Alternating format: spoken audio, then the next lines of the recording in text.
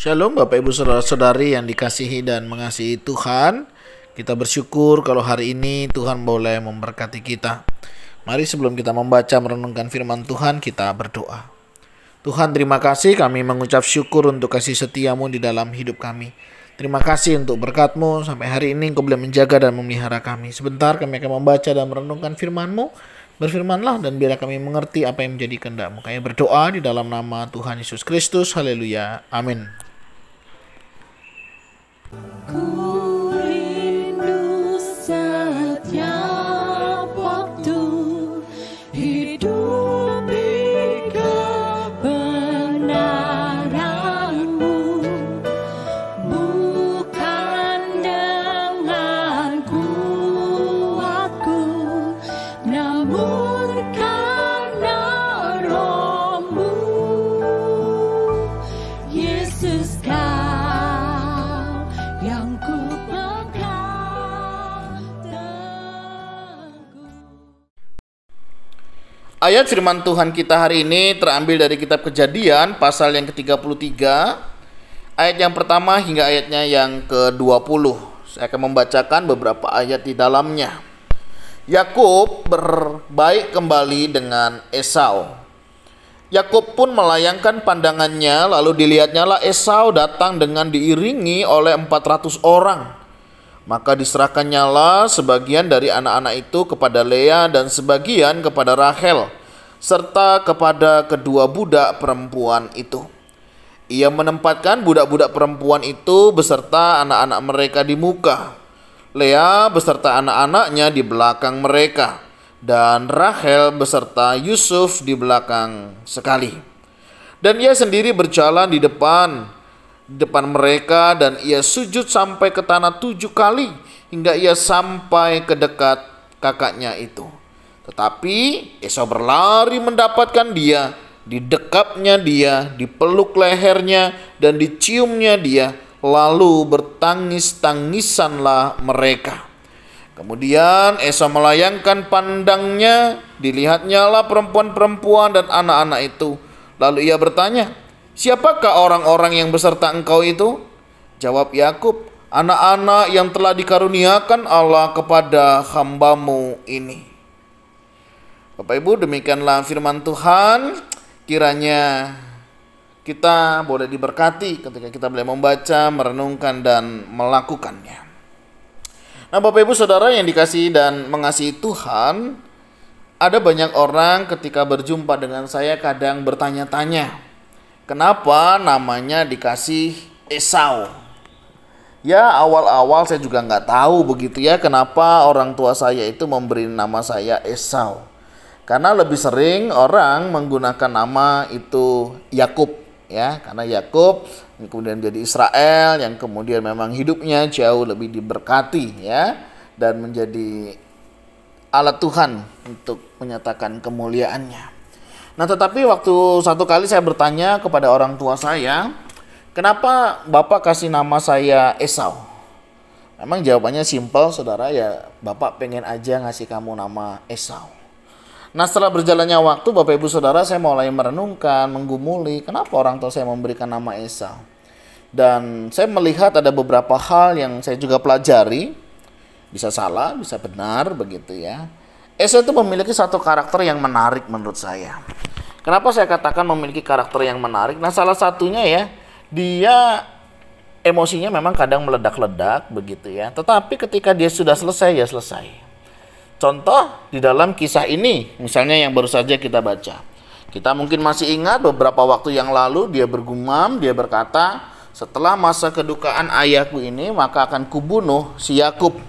Itu kedengaran oleh mamanya, sehingga mamanya menyampaikan kepada Yakub, dan akhirnya Yakub pergi kepada Laban, dan setelah di Laban dia ketemu dengan Rahel dan Lea, dan kemudian hidup mereka di sana kurang lebih 20 tahun. Bapak Ibu Saudara, satu perjalanan yang panjang. Bayangkan satu masa 20 tahun mereka harus berpisah kakak beradik. Bukan satu masa yang singkat, masa yang cukup panjang. Tapi masa itu pun, masa 20 tahun masih menjadi masa yang menakutkan bagi Yakub ketika dia akan kembali di tengah keluarganya. Sehingga dia mengatur berbagai strategi supaya kalaupun kakakku nanti itu marah, paling tidak keluargaku nanti selamat. Kalau kita melihat susunannya ya, beberapa susunan keluarga yang diatur oleh Yakub, begitu Yakub memberikan perhatian penuh kepada keluarganya, jangan sampai keluargaku nanti menjadi korban dari kemarahan kakakku si Esau. Nah, Bapak Ibu Saudara, ternyata apa yang dipikirkan, apa yang dibayangkan oleh Yakub sama sekali tidak terjadi. Apa yang dia takutkan, apa yang dia gumulkan ternyata tidak terjadi. Kenapa? Ternyata Esau berbeda sekali dari apa yang dia bayangkan, dari apa yang dia pikirkan. Justru Esau datang, memeluk dia, mencium dia, dan sangat mengasihi adiknya Yakub ini. Nah, satu karakter Esau yang saya lihat di sini adalah dia tidak mudah mendendam. Ketika dia menghadapi masalah, ya sudah, selesai di situ ya selesai. Tidak diperpanjang. Ya, tidak disimpan, karena buat apa kita menyimpan masalah. Dan saya melihat karakter itu, saya juga belajar di sana. Saya juga menjadi seorang yang bertipe kalau ada masalah ya selesaikan, kalau memang sudah tidak ada masalah ya sudah. Masalah yang besar dikecilkan, sudah kecil ya sudah diselesaikan dengan segera. Dan saya melihat inilah kasih daripada Esau. Memang dia mendapatkan pilih kasih ya dari orang tuanya, itu terjadi. Tetapi pilih kasih orang tuanya tidak membuat dia menjadi pribadi yang tidak mengasihi dengan baik. Justru kalau kita melihat di bagian ini, Esau sangat mengasihi adiknya Yakub. Nah, Bapak Ibu Saudara, pelajaran apa yang bisa kita pelajari? Yang pertama, ketika kita memiliki masalah, ada perselisihan, ada perseteruan, jangan disimpan lama-lama ya. Seperti Yakub ini sampai 20 tahun begitu ya, sehingga hidupnya juga tidak tenang, hidupnya juga tidak nyaman. Lebih baik segera diselesaikan ya, supaya hal itu juga tidak perlu menjadi beban di dalam diri kita, memorsir pikiran kita, mengganggu aktivitas kita yang tentunya ini menjadi sebuah permasalahan ya. Mari kita selesaikan. Dan ternyata Esau pun membuka dirinya untuk menerima adiknya, dan ternyata dia juga mau mengasihi ya, walaupun dia pernah melakukannya. Dia sadar dia ada kesalahan ya. Setiap orang bisa berbuat salah, kita juga bisa berbuat salah. Ketika kita bisa menyadari bahwa setiap kita juga bisa berbuat salah, kita akan lebih mudah memahami, menerima kesalahan orang lain. Tetapi ketika kita saling menuntut satu dengan yang lainnya, misalnya, permasalahan itu tidak akan pernah selesai. Karena hanya tuntutan. Ketika kita dituntut juga belum tentu kita bisa melakukannya. Esau memiliki kasih, dia juga mengampuni. Ini penting Bapak Ibu Saudara. Ketika kita mengasihi, ketika kita mengampuni, semuanya terikat dalam satu, kasih Tuhan. Kita bisa mengampuni orang lain, karena Tuhan sudah mengampuni kita. Orang yang sudah diampuni oleh Tuhan, sangat mudah baginya untuk mengampuni orang lain. Orang yang diterima oleh Tuhan akan sangat mudah membuat dia menerima orang lain, baik dalam kekurangan maupun di dalam kelebihan. Karena apa? Dia sudah merasakan betapa kasihnya Allah itu. Sehingga sebagai orang yang menerima kasih, dia akan melakukan kasih itu dan dinyatakan. Dan ini yang menarik.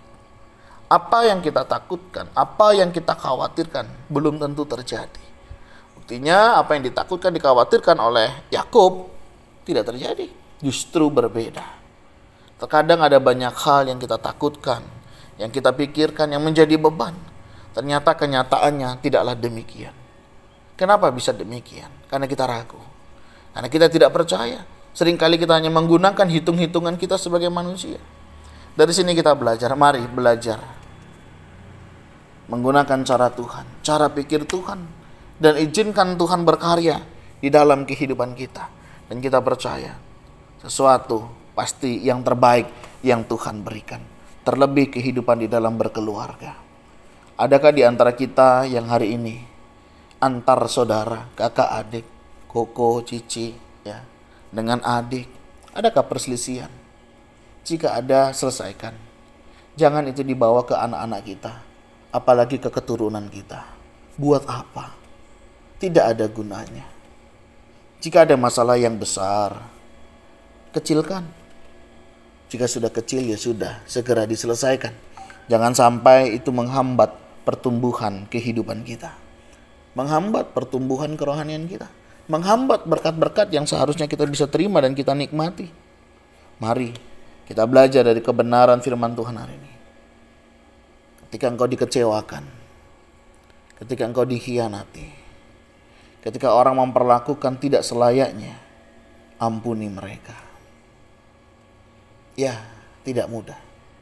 Tapi kasih Tuhan akan memampukan kita untuk kita boleh mengampuni orang-orang yang bersalah kepada kita. Demikian juga ketika kita bersalah di hadapan orang lain. Biar Tuhan juga mengampuni kita, menolong kita untuk hidup kita senantiasa memuliakan nama Tuhan. Perbaiki hubungan kita dengan keluarga kita. Ketika kita bisa baik dengan keluarga, relasi kita baik dengan keluarga, saya percaya hidup rukun, berkat Tuhan akan turun. Dan kiranya kebenaran firman Tuhan boleh menolong memampukan kita melakukan kehendak-Nya. Tuhan, terima kasih, kami mengucap syukur untuk kasih setia-Mu. Hari ini kami belajar dari sebuah keluarga, Esau dan Yakub. Ada perselisihan, ada permasalahan, tapi Engkau selesaikan dengan begitu indahnya. Esau yang dulu keras, Esau yang dulu berniat untuk membunuh Yakub, tapi Engkau ubahkan hatinya. Engkau ubahkan hidupnya ketika dia boleh menyadari setiap orang bisa berbuat salah. Kesalahan itu pun bisa juga termasuk di dalam dirinya. Dan biarlah kami juga belajar introspeksi di dalam diri kami, menyadari akan setiap kesalahan kami. Kami bisa gagal, kami bisa tidak mengerti, memahami orang lain. Tapi ajar kami juga mengerti, memahami kehidupan orang lain. Tuhan, terima kasih. Jika ada di antara kami perselisihan baik saudara, di dalam keluarga, dalam pekerjaan, dalam pelayanan, kami juga mau berdoa. Kiranya setiap kami juga boleh menyelesaikannya dengan baik. Sehingga kehidupan kami tidak lagi dibatasi oleh hal-hal yang demikian. Tapi berkat Tuhan boleh tercurah di dalam setiap kehidupan kami.